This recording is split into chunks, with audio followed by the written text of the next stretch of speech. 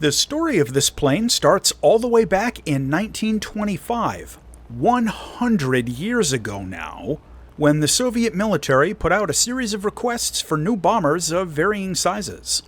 The most ambitious request was for a large four-engined long-range heavy bomber, which they knew would be difficult, but also knew it would help jumpstart the aviation industry. The new bomber was developed in parallel with several other designs, but unsurprisingly had significant delays that mostly involved difficulty with sourcing engines and just a lack of facilities to actually build the thing. Finally, in December of 1930, the first TB-3 took to the air.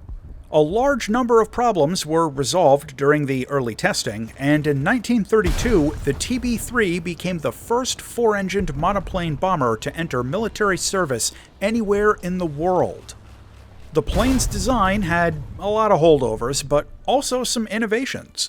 It featured an internal bomb bay with external racks for additional bombs, a fully open cockpit, and exposed gun positions, and the wing was thick enough for flight engineers to crawl through, which was actually kind of important since they sometimes had to repair the engines in flight, and they needed to periodically check the fuel tanks manually since there were no fuel gauges in the cockpit.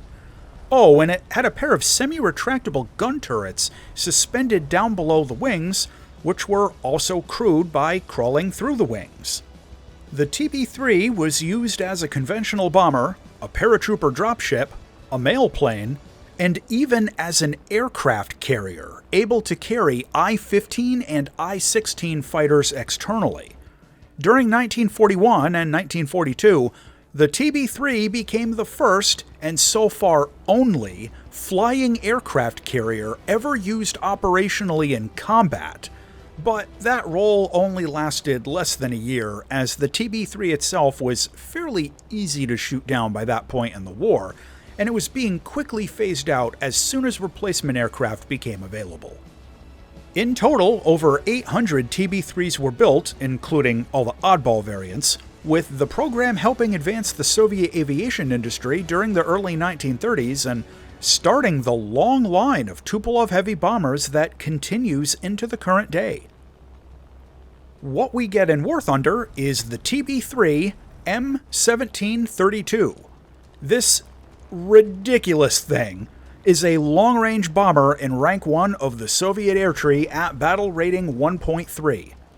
I got this plane during an event back at the end of 2013, and since then it's only been available one or two more times during anniversary events, making this one of the rarest bombers in the game, if not the rarest. Being designed in the late 1920s, this plane doesn't have any advanced combat systems, but it does feature 5 defensive gun positions and a fairly heavy bomb load. Its loadout choices include different-sized HE and AP bombs.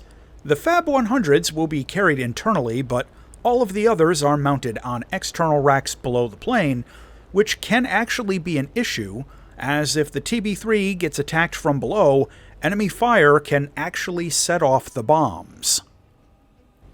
The flight performance of this plane is, well, about what you'd expect out of the world's first four-engined monoplane bomber.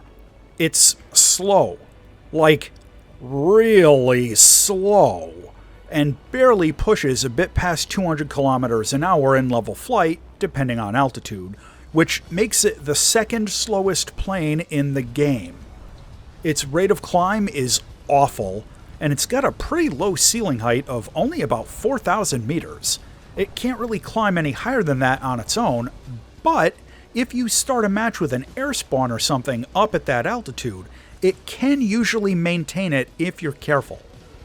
The TB-3 doesn't have flaps of any kind, no air brake, and it's got huge fixed bogey landing gear with enormous 2-meter wheels. There are a couple of silver linings though. If you can believe it, this plane is actually a little agile considering what it is. Now, don't get the wrong idea or anything, the rate of roll is very bad, but it actually pulls well into turns and has a pretty strong rudder.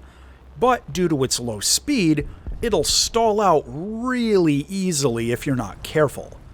If you try hard enough, you can fly it apart by overstressing the airframe in a high-G maneuver coming in from a dive or something, so be careful not to exceed about 4G's maximum for more than a second or two. Now, speaking of dives, the plane is surprisingly tough, and you can actually push it a bit past 400 kilometers an hour before you run into any real problems if you're diving down from high altitude. That brings us to what I would argue is the best attribute of the TB-3. The thing is incredibly tough, highly resistant to battle damage, and very difficult for rank 1 fighters to shoot down. Most of the times that I've been shot down in this plane have either been from pilot snipes, remember, open cockpit, or from ramming attacks. And even then, if you get rammed by something flimsy like a reserve biplane, they might just bounce off. Lastly, the TB-3 can carry 11.5 hours of fuel, giving it the longest endurance of any plane in the game, but that's more trivia than anything useful.